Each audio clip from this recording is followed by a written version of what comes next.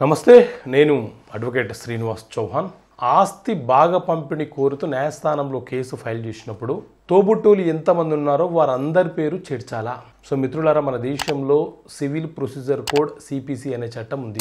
ఈ సిపిసిలోని order 1 rule 9 ప్రకారంగా ఏదైనా ఒక సివిల్ కేసు ఫైల్ చేసేటప్పుడు అవసరమైనటువంటి పార్టీలు, ప్రధానమైనటువంటి పార్టీస్ ఎవరైతే ఉన్నారో వారిని ఖచ్చితంగా కేసులో చేర్చాలి. ముఖ్యంగా పార్టీషన్ సూట్ ఫైల్ చేసేటప్పుడు ఒక తండ్రికి 4 కొడుకులైతే 4 కొడుకులలో ఒక కొడుకుకి వాటా పంచుకోవాలని ఉన్న సందర్భంలో మిగతా 3 ముందుకు రాకపోతే ఈ ఒక్కతనే న్యాయస్థానంలో కేసు ఫైల్ చేసి ముగ్గురిని పార్టీగా చేర్చి మా నాన్నగారికి వారసత్వంగా వచ్చిన ఆస్తి ఇది, మాకు 4 వాటాలు చేయండి అని చెప్పి వాటా కోరే హక్కు ఆయనకు ఉంటది.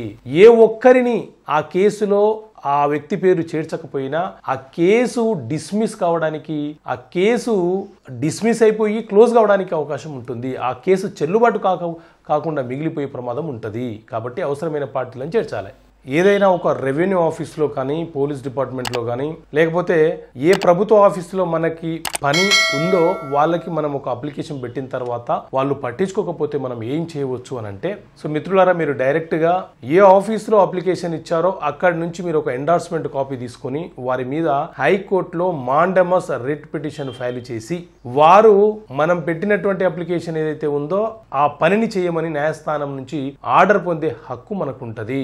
రిట్ ఆర్డర్ ఏదైనా ఒక బ్యాంక్ అకౌంట్లో కానీ, లేకపోతే ఏదైనా ఒక ఎల్ఐసికి సంబంధించిన ఫండ్ విషయంలో కానీ, ఎక్కడైనా సరే ఎవరి పేరునైనా ఒక వ్యక్తి నామినీగా రాస్తే అతనికే సర్వ హక్కులు ఉంటాయా అని అంటే, ఇన్సూరెన్స్ యాక్ట్ ప్రకారంగా నామినీ అని అంటే కేవలం నమ్మకస్తుడు మాత్రమే. ఒక తండ్రికి 4 కొడుకులైతే తండ్రి మొదటి కొడుకు పేరుని నామినీగా రాసినంత మాత్రాన ఆ కొడుకుకే ఆ తండ్రి తదనంతరం వచ్చే ఆ సొమ్మంతా కూడా వారికి చెందదు. అతను నమ్మకస్తుడు. అతని తదనంతరం ఆ సొమ్మును తీసుకొచ్చి మిగతా వారసులకు కూడా సమాన భాగ పంపిణీ చేస్తాడన్న ఉద్దేశంతో తండ్రి నామినీ రాశాడు అని చెప్పి పరిగణలోకి తీసుకోవచ్చు అని చెప్పి చట్టంలోని సెక్షన్లు చెబుతున్నటువంటి అంశాలు ఇవి. కాబట్టి నామినీ అన్నంత మాత్రాన హక్కుదారుడు కాదు. Okay friends, thank you. జై హింద్.